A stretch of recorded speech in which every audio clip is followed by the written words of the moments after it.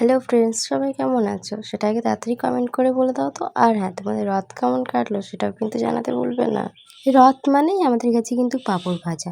এবার সেই পাঁপড় ভাজায় যদি নরম হয়ে যায় তখন সেটাকে কি করব? ফেলে দেবো? একদমই কিন্তু না। তার জন্য আমি নিয়ে নিয়েছি দেখো বেসন। এরপর বেসন এক এক করে লবণ, হলুদ এবং গুঁড়ো মশলা কিন্তু দিয়ে দেবো। এবার বেসনটাকে ভালোভাবে গুলে নেওয়ার পরে এরপরে সেই নরম ভাজা পাঁপড়গুলো আমরা বেসনে দিয়ে দেবো। এরপরে আমরা সেগুলোকে গরম তেলে ছাড়বো আর লাল লাল করে কিন্তু ভেজেও নেবো। এবার দেখো আমি পরপর কিন্তু অনেকগুলোই দিয়ে দিচ্ছি। এরপর অল্প একটু লাল লাল করেই কিন্তু তুলে নিতে হবে, বেশি কিন্তু পোড়ালে হবে না। বেশি পোড়ালে আবার কিন্তু তেতো হয়ে যাবে। এটা কিন্তু একবার তোমরা বাড়িতে অবশ্যই ট্রাই করো, একদম কিন্তু ভুলো না। খুব সহজ পদ্ধতিতে এটা কিন্তু হয়ে যাবে, একটুও কিন্তু কষ্ট নেই এতে। ব্যাস আমার কিন্তু রেডি হয়ে গেছে সন্ধ্যাবেলার চটজলদি খাবার। এবার তোমরাও তাড়াতাড়ি বানিয়ে নাও তো দেখি। এবার দেখো কি সুন্দর কিন্তু দেখতে হয়েছে। তোমরা কিন্তু বাড়িতে বানিয়ে আমাকে কমেন্ট করো খেতে কেমন লেগেছে। দেখা হচ্ছে পরের ভিডিওতে। টাটা।